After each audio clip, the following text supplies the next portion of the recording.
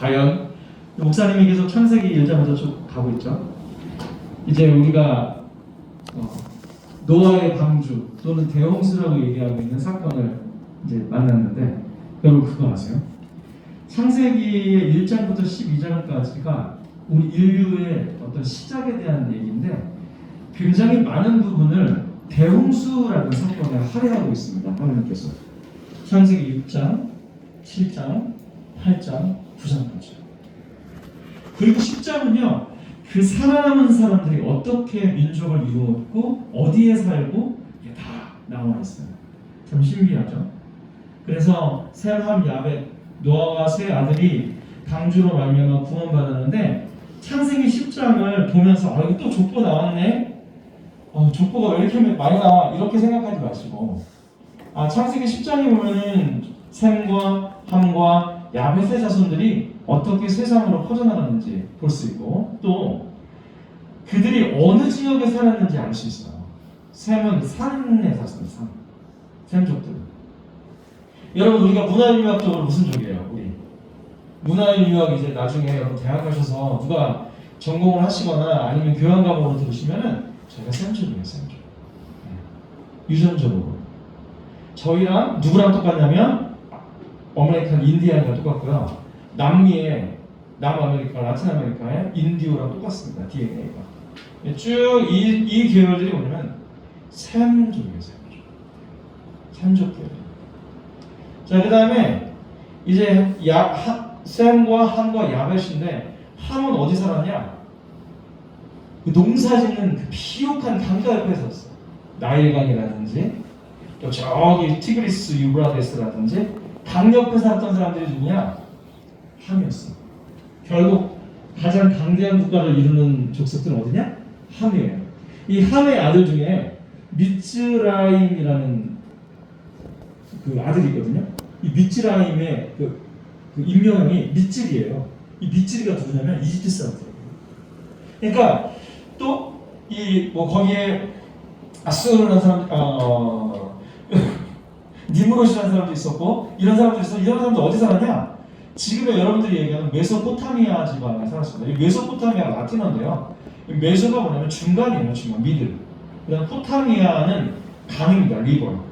그러니까 강 사이에 있는 땅이라는 뜻이에요. 그래서 메소포타미아에서 우리 소프라노, 메조 소프라노 이런 거 있잖아요. 그 메조예요. 자, 아무튼 그거 어디에서 누가 살았냐? 함족 속에 살았습니다.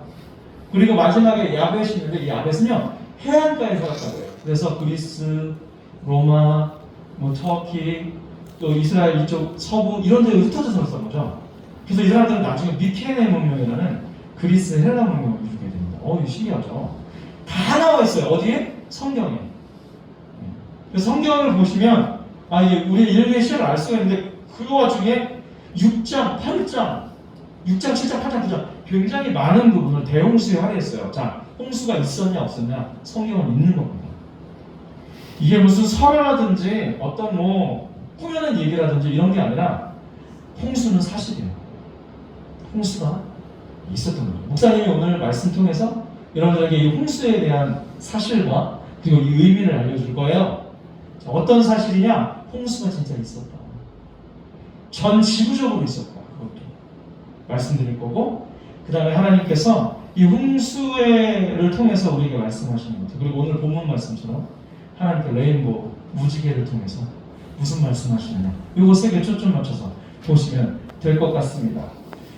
물론 성경을 믿음으로 믿는 과학 넘겨주세요. 성경을 믿음으로 믿는 과학자들 뿐만 아니라 이런 성경을 믿음으로 믿는 과학자들이 뭐냐면 창조과학회라는 과학자들이거든요.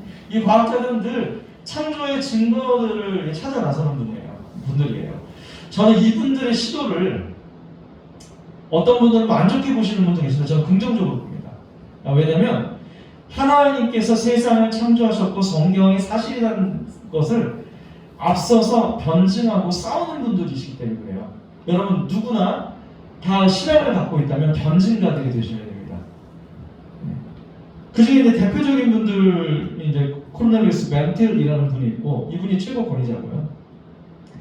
벤틸 말고 각 나라마다 변증가들이 있었어요. 그 중에 이제 뭐 영국에서는 BBC 방송에서 계속해서 기독교를 변증하셨었던 C.S. 루이스라는 분이 계십니다. 뭐 이분은 뭐 유명하신 분이죠. 하지만 이제 뭐 약점도 있어요. 신학적으로 파헤치면 제가 이제 그런 약점 논문을 썼었는데 완벽한 분은 아니지만 이분은 열심히 기독교를 변증하려고 노력하셨던 분입니다. 그래서 어린이들에게도 기독교를 변증하기 위해서 열심히 판타지라는 장르를 도입해가지고 열심히 책을 쓰셨는데 그 책이 The Chronicles of Narnia예요. 나니아 연대기. 7권짜리인데요. 이걸로 영국 문학상까지 받으셨고 제가 볼 때는 옥스퍼드 출신 영문학자 중에 J.R.R. 톨킨하고 C.S. 루이스 이 두 분이 양대 산맥인데 두 분 다 자신의 작품으로 상을 받았습니다. J.R.R. 톨킨 뭐 하신 분인데요? The Lord of Rings 반지의 제왕. 반지의 제왕 쓰신 분이거든요. 이분도 성공회 쪽이에요. 기독교죠. 영국 앵글리칸 처치, 영국 성경회 쪽입니다. 그래서 여러분 이 기독교인들 두 분이 기독교를 열심히 변증했어요. 반지의 제왕을 통해서. 그래서 여러분 그 반지의 제왕이 기독교적인가요? 네. 여러분 그 반지와 제왕과 함께 다시 읽는 성경이라는 책 보세요. 아주 재밌습니다. 거기에 톨킨이 무슨 변증적인 요소들을 심어놨는지 또 나니아 얘기도 마찬가지예요. 거기에 여러분 나니아 얘기 읽어보셨어요? 너무 재밌어요. 목사님 몇 번 읽었냐? 어렸을 때 한 다 4-5번 읽은 것 같고 어른 돼서도 한 2번 읽은 것 같아요. 너무 재밌습니다. 근데 웃긴 건 너무 크니 두꺼워요. 1권부터 7권까지 이렇게 두꺼워요. 마법사의 조카, 사자와 마녀 그리고 옷자, 은의자, 말과소년, 테스피온 왕자, 마지막 전투, 뭐 새벽 출정의 향해 이렇게 7권이 있는데 이런 책들을 다 은의자까지 다 보려니까 너무 힘든 거예요. 근데 영국의 어린이들이 이 책을 보면서 뭐를 궁금해하면 천국을 궁금해요. 그리고 이 하나님이 살아계시구나. 당시엔 그랬죠. 근데 이거를 누른 게 뭐냐? 나니아 연대기를 연구해서 누른 게 해리포터예요. 해리포터가 이걸 눌렀어요. 그래서 마법으로 바꿔버렸죠. 호그와트 마법. 물론 해리포터는 재밌지만 정말 우리가 기독교인들이 읽어야 될 책 나니아 연대기죠. 자, 아무튼요. 그래서 이 성경을 믿음으로 믿는 학자들은 계속해서 창세기에 있는 사실들을 변증을 합니다. 근데요. 그러면 기독교를 믿으니까는 그게 대홍수가 있었다는 증거를 사실이라고 밝혀진 거잖아요. 이렇게 얘기할 수 있잖아요. 근데 뭐예요? 비기독교들 진영에서도 전체 지구에 대홍수가 있었음을 증거하고 있어요. 여러분들 바쁘니까 이런 거 생각 못하니까 누가 하는 거야? 목사님이 하는 거야. 자, 대홍수가 있었다. 정말요, 목사님? 네, 홍수가 있었습니다. 넘겨주세요. 먼저 여러분, 이 홍수의 증거들 중에 첫 번째는 바로 전 세계의 홍수 설화들이에요. 이 홍수 설화들은 전 세계에 퍼져 있는데 몇 개가 있어? 500개. 저 바벨론의 우트나피시티는 그 홍수 때 저 우트나피시티를 통해서 바벨론이라는 나라가 구원을 받아요. 홍수가 나가지고 모든 사람이 다 죽어가는데 우트나피시티를 통해서 구원을 받아요. 저기 어디 있냐? 그 바벨론 언어로 된 토파니가 있는데 토파니 B5 정도 크기인데 진흙에다가 꼬챙이를 이렇게 한 3개 문자입니다. 그걸 번역해봤더니 사람들이 길가메시라는 사람의 서사시인데 그 사람이 우트나피시티를 만나서 내가 홍수가 있었을 때 이 사람들을 구원했다 했는데 완전히 노아의 홍수 이야기가 비슷합니다. 게다가 이런 중국 대륙에 가면은 중국 땅을 이렇게 동서로 나누는 큰 계곡이 하나 있어요. 그래서 신앙리 구조곡이라고 하는데 이 구조곡의 서편 쪽에 뭐 위구르도 살고 티베트 사람들도 사는데 서편 쪽의 사람들은 홍수선을 갖고 있는데 우리의 여기가 홍수가 나서 다 잠겼다는 거예요. 근데 누가 구해줬냐? 누아? 성경에 또 걸렸어요. 누아라는 사람이 구해줬다는 거예요. 누아. 그러니까 거의 뭐 길가메시, 설화의 우트나피시티도 그렇고 이 중국에 있는 누아도 그렇고 성경에 있는 걸 다 가져온 거죠. 비스무리하게 그죠?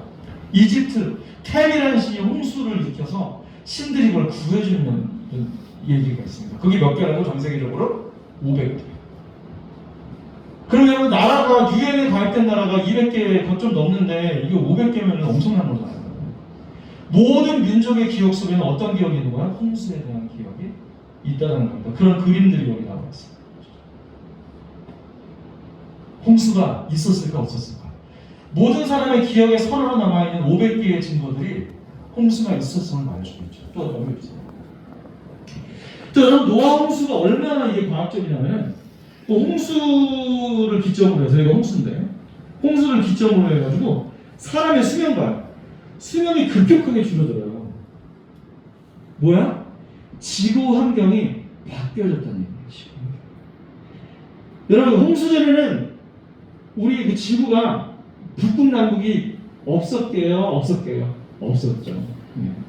왜 그래요? 궁창 위의 물과 궁창 아래의 물로 나눴어요. 창세기 보니까. 창세기 1장 보세요. 궁창 위에 물이 있고요. 궁창 밑에 물이 있다는. 자, 궁창 위에 하늘 위에 뭐가 있어요? 물층이 있죠. 그 물층이 어때요? 지구 전체를 보호해주는 역할. 또 이 물들은 궁창 위의 물들은 어떤 역할을 했을까요? 감마선이라든지 X선이라든지 자외선 이런 인체에 해로운 것들을 다 막아줬겠죠. 공기도 좋았고 너무나 아름다운 곳이었어요. 살기 좋은. 그러니까 수명이 어때? 거의 900살이야. 근데 여러분 그거 아세요? 우리 원래 몸 자체가 이렇게 오래 살게 돼 있대요. 여러분 뇌 있잖아요. 평생 써도 5%도 못 쓰고 가는 거 아세요? 하늘나라? 그러니까 하나님이 왜 뇌를 그렇게 만들어놨어요? 900년 동안 1000년 동안 살 뇌를 만들어 놓은 건데 그것도 못 쓰고 가는 거야. 왜? 수명이 74년. 많아봐야 120, 요즘은 줄어들었어요. 홍수를 기점으로 성경이 뭐라고 증언하면 수명이 급격히 줄어든 것을 보여주고 있어요. 홍수가 있었게요.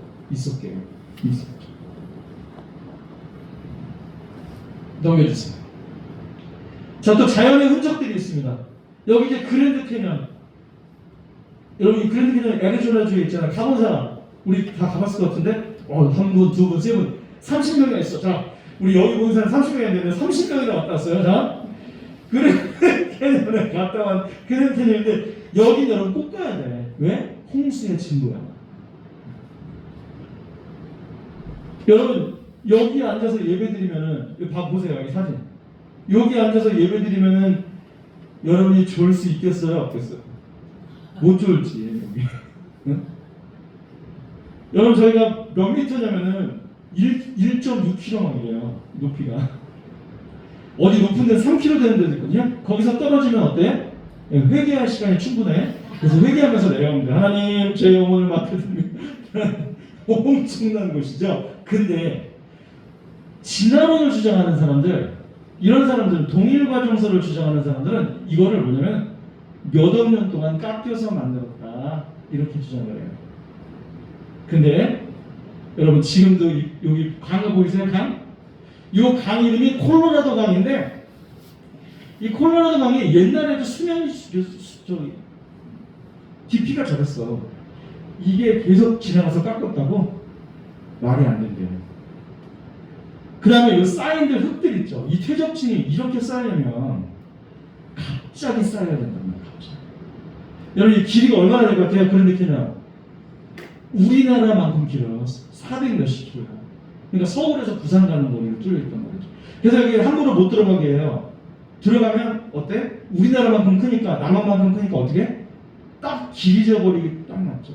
저기 누가 찾겠어? 소리 질러봤자 들리겠어? 야! 살려주세요! 아무도 못 듣죠. 그래서 여기 함부로 못 들어가는데 이 그랜드 캐년이 갑자기 물이 빡 하면서 지나간 흔적이라고 합니다. 더 자세한 내용은 나중에 더 깊이 그랜드 캐년 특집을 한번 합시다. 넘겨주세요. 자, 여기 히말라야에서 발견된 조개예요. 조개. 여러분 히말라야는 어때? 세계에서 가장 높은 곳이잖아. 거기 뭐가 있어? 조개가 있어. 근데 그냥 다른 조개만 있으면 그냥 이해를 할 텐데 민물 조개하고 바다 조개가 같이 있어요. 그게 뭔 얘기야 여기가? 지금 완전 대격변이 일어났다는 거죠. 여러분 창세기 말씀 보면은 비만 내린 게 아니에요. 땅에서 큰 샘에 깊은 것들이 터졌다고 하는 얘기 뭐냐면 마그마가 터진 거거든요.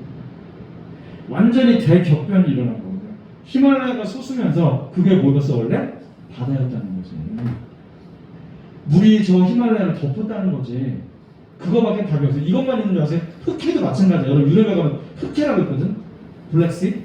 흑해 가면은 거기도 마찬가지예요. 그 흑해 밑바닥에 도시가 막 있고요. 조개들이 민물 쪽에 바다 쪽에 같이 발견된 거예요.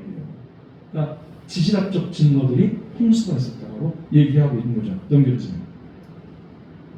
자, 여기 아메리카 대륙이랑 아프리카 유럽 대륙 사이에 바닷속에 보면 이런 산맥이 이렇게 있어요. 엄청 크죠? 저 뭐 몇천 킬로야. 저거를 중앙해령이라고 해요. 대서양 가운데 큰 산맥이 밑에 있는 거야. 저 산맥 위에 물이 덮여 있는 거거든요, 여러분. 근데 저게 무슨 증거냐면 큰 깊음의 샘들이 마그마가 올라온 증거들이거든요. 그게 세계를 뒤엎은 거지 완전히. 그죠? 저 산맥이 있어요. 그 다음에 제일 신기한 거 보여드릴 거예요. 넘어주세요. 바닷속에 고대 도시들. 여러분 이런 거 얘기 안 해요. 왜 얘기 안 해? 역사학자들이나 고고학자들이 자기가 세워놓은 이론이 깨질까봐. 그 띠어리가 깨지면 자기들이 다시 공부해야 되고 자신의 학문적인 논이 내려가거든. 근데 전 세계적으로 물속에 뭐가 있어? 고대 도시가 있어. 목사님 정말요? 네, 있어요. 올여름에 오키나와 갈 사람들, 겨울에 오키나와 갈 사람들은 꼭 여기 꼭 가봐요. 자, 오키나와에서 발견된 고대 도시 보여드리도록 하겠습니다. 1996년에 발견된 건데 아무도 이걸 드러내지 않아요. 누구만 알아? 스쿠버 다이버들만 알아. 넘겨주세요. 아니 갑자기 이제 오키나와에서 다이빙을 시작했는데 그 뭐 오키나와 제가 쫙 섬이 많잖아. 그 중에 좀 이름 없는 섬이었나 봐. 다이빙을 시작했어요. 96년도에. 그랬는데 이런 이상한 돌이 이렇게 발견이 돼가지고 이게 그냥 한 것 같진 않은데 하면서 이 벽을 따라서 다이버들이 수영을 계속해서 다이빙을 해나갔더니 뭐가 나타났냐? 넘겨주세요. 이렇게 신괴들이 나타나고요. 더 신기한 거 넘겨주세요. 피라미드까지 나타났어요. 이게 뭔 얘기예요 지금 이게?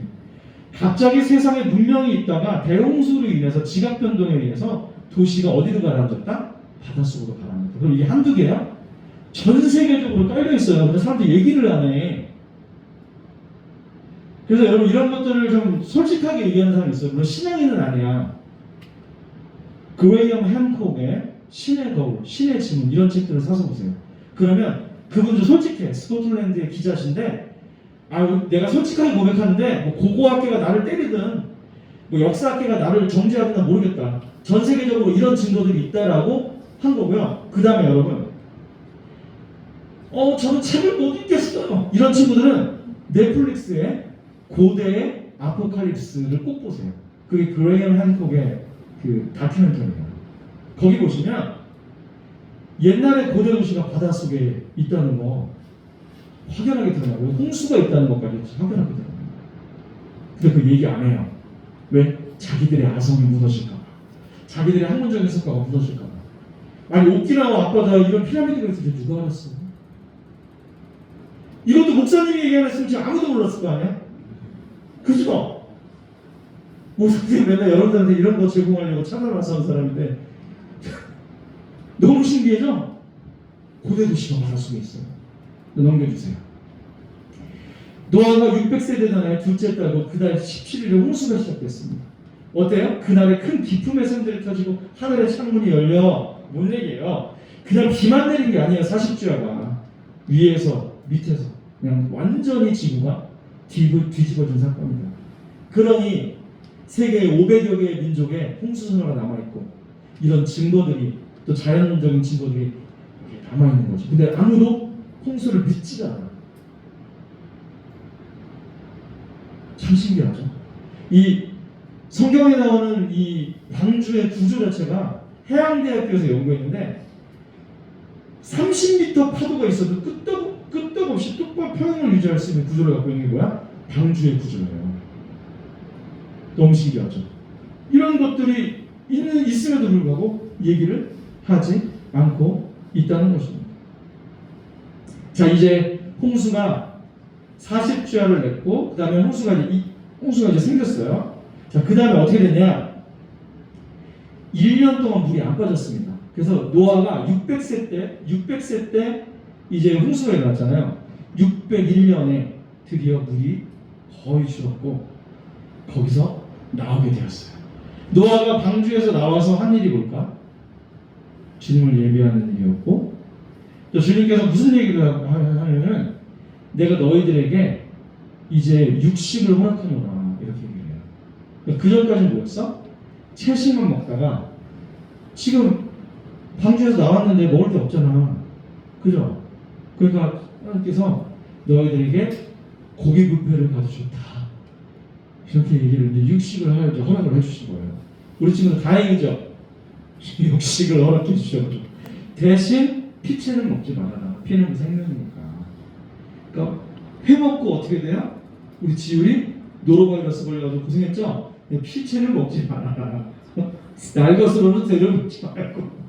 아무튼 이런 거죠. 자, 회주하시는 분 죄송합니다. 아무튼 근데 이 홍수가 다 끝나고 이런 일이 있다가 이제 주님께서 하나님께서 노아랑 약속하시는 장면이 오늘 우리가 읽은 본문 말씀이에요. 자, 넘겨주세요. 우리 다 같이 여기 읽어봅시다. 왼쪽에 시작. 내가 땅에 구름을 보내 구름 사이에 무지개가 나타나면 내가 나와 너희와 및 육체를 가진 모든 생물 사이에 내 언약을 기억하리니 다시는 물이 모든 육체를 멸하는 홍수가 되지 아니할지라. 무지개가 구름 사이에 있으리니 영원한 언약을 기억하리라. 얼마나 공포스러웠을까요? 우리 친구들 생각해 보셨어요? 노아하고 셈과 함과 야벳과 그들의 부인 8명이 구원을 받았는데, 여러분 한문에 제가 나중에 한문에 얽힌 얘기도 잠깐 해드릴 건데, 물론 한문을 믿지 않으시지만 목사님은 되게 많은 것들이 이렇게 인사이트가 됐어요. 뭐냐면 그 선주자, 그러니까 배를 뜻하는 선주자에 보면은 배선자 옆에 8팔의 입구가 되어 있거든요. 배에 8명이 탔습니다가 뜻이야. 근데 그게 방주할 때 주자야. 왜 8명이 탔을까? 중국 사람들도 설명을 못해요. 왜 여기 8명이 입장했어요? 아무도 몰라. 근데 어디 있어? 성경에 있죠. 셈과 함과 야벳과 노아 그들의 부인. 성경이 몇 명 탔다고요? 8명이 탔다고요. 여러분 한문 이런 거 신기한 거 많아요. 나중에 알려드릴게요. 진짜 재밌습니다. 한번 보면. 하나 또 알려줄까? 직연계자가 밭전자에다가 사람인자 2개가 밖에 나와 있는 거거든. 그 동산에서 동산에 강이 4개예요. 힐데겔, 유브라데, 비론, 기손 이런 강이 있는데 그 강이 4개 있는 거를 테두리에다가 표시하고 거기가 동산이거든. 거기 밖에 사람 2명이 빠져나가 있어. 니네 밖에 나가 2명. 누구야? 아담과 하와. 직연계자. 경계할 때 계자거든. 한문이 되게 신기해요. 자, 아무튼 이거 뒤로 하고 나중에 한문 특집 한번 합시다. 자, 너무나 무서웠을 거예요. 근데 성경에 보니까 하나님께서 방주를 권념하셨다 이런 표현이 있어요. 뭐야? 이 방주가 전복되거나 어디 부딪혀가지고 깨지지 않게 보호하셨다. 보호해 두셨다가 1년이 끝나자 방주에서 나왔고 뭐가 떴어요? 무지개가 떴습니다. 그리고 얘기하십니다. 내가 다시는 너희를 물로 심판하지 않을 것이다. 내가 이 구름 속에 무지개를 줄 건데 이 무지개를 볼 때마다 나는 내 언약을 기억할 거고 나는 이 언약을 꼭 지킬 거다. 구름 속에 두신 이유가 뭘까요?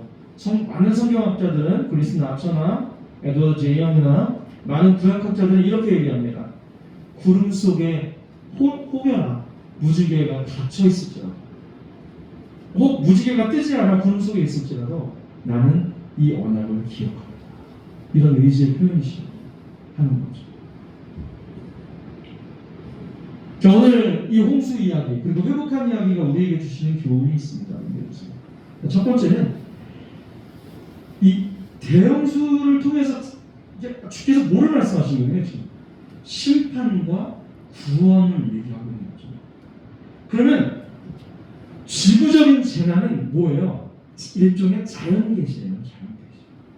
여러분들 LA에 불 났잖아요. 그러면 불이 났구나 이렇게 지나가시는 거예요. 주께서 저 일을 왜 버리셨는가? 재난의 의미는 다 똑같죠. 우리를 돌아보는 얘기예요. 재난의 의미가 똑같죠. 우리가 얼마나 죄를 많이 지었느냐. 결국 홍수 심판은 죄의 심각성을 얘기해주고 있는 것이죠. 숨으로 호흡하는 모든 생물들은 다 죽었습니다. 죄의 싹은 뭐래요? 로마서에 사망이죠. 죄는 결국에 심각성을 일으켜서 죽음까지 우리를 끌고 간다는 거예요. 죄 짓고 만다 이 정도가 아니라 죄는 우리에게 죽음인 거죠. 근데 하나님께서 이 사람들을 구원하시는데 어떻게 구원하시냐? 주권적으로 구원하십니다. 누구의 도움 없이. 여러분, 이 대홍수 가운데 살아남을 사람이, 자기 힘으로 살아남을 사람이 누가 있어요? 없죠. 그럼 어떻게 구원받는 거야? 하나님의 주권으로 구원받는 거예요. 여러분, 구원이라는 거 있잖아요. 우리가 구원받은 거, 이건 우리의 노력이 아닌 하나님의 은혜, 하나님의 주권으로, 하나님의 손에 의해서만 뭐 하는 거야? 구원받는 거예요. 내가 잘나서 구원받는 것도 아니에요. 그저 주께서 우리를 깨닫게 해주시고, 성령께서 말씀을 깨닫게 해주시고, 성령께서 여러분 영혼을 터치하시고 인치셔서, 그래서 반응이 일어나는 거지. 내가 뭐 그게 아니야. 다 뭐야? 은혜라는 거예요. 그렇다면 이 은혜를 받은 사람이, 모든 세상 사람들이 다 은혜를 받을까? 오늘 홍수 심판을 통해서 주님 하나님 보여주십니다. 주께서 택한 8명의 사람만 구원받았어요. 그러면 우리 살아가는 주부동 친구들은 뭐야? 지금 세상이라는 홍수 속에서 방주로 초대받은 택한 사람들. 세 번째입니다. 내가 너희를 택하였다. 그러니까 감사해야 돼요? 감사해야 돼요? 감사해야지. 왜? 많고 많은 사람 중에 나를 택하셨잖아. 자녀 삼아주셨죠. 그거 감사해야죠. 그래서 막 이런다요? 그럼 나 왜 안 택했어요? 이거 똑같은 거야. 사형수가 100명이 있는데 이 사람들을 구원해 줄 수 있는 대통령이 갔어. 그래서 3명을 구원해갖고 빠져나왔어요. 그럼 3명 택함 받은 사람은 감사하겠죠. 나머지 사람들은 할 말이 없어요. 왜? 사형수야 원래. 뭐 어떻게 할 거라고요? 그쵸? 이 택함 받은 은혜가 되게 큰 겁니다. 8명의 사람을 택하셨어요. 우리 사랑하는 친구들도, 우리 선생님들도 하나님께서 어떤 택한 거예요. 그래서 베드로전서 2장 9절에 뭐라고 해요?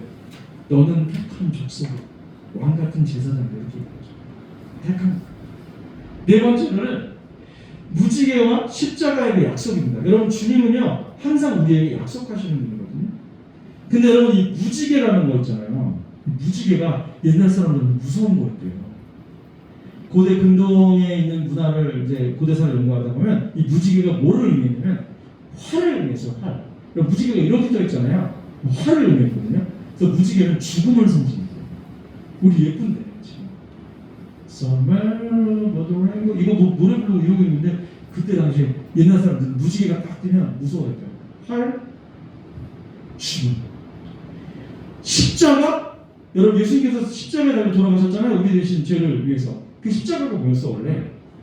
나라의 반역한 죄, 심각한 죄를 지은 사람의 사형틀이 십자가잖아요. 지금은 십자가가 구원의 상징이지만 그때 당시에는 뭐였죠? 사형틀이에요.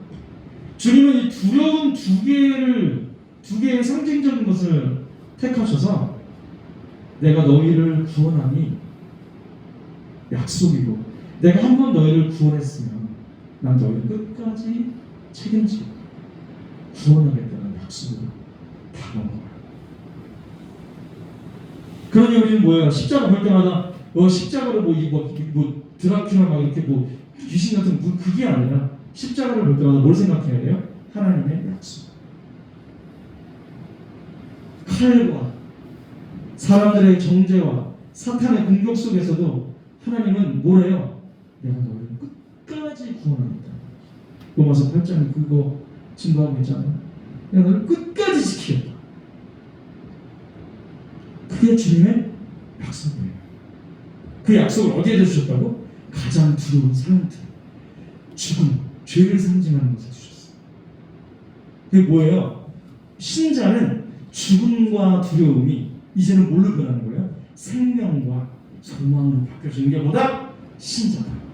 그걸 기억하시는 분이 누구다? 하나님이다. 이겁니다. 그러니 우리는 어때야 돼요?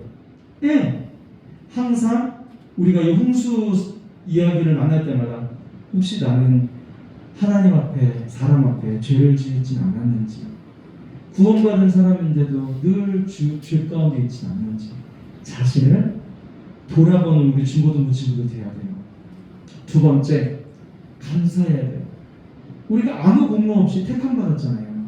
그러니까 하나님께 감사하고, 또 우리 옆에 있는 선생님들이나 부모님이나 또 여러 같이 이 시대를 살고 있는 친구들에게도 감사하고, 세연아 언니 왔지? 언니 미국에서 왔지? 언니한테 감사하고.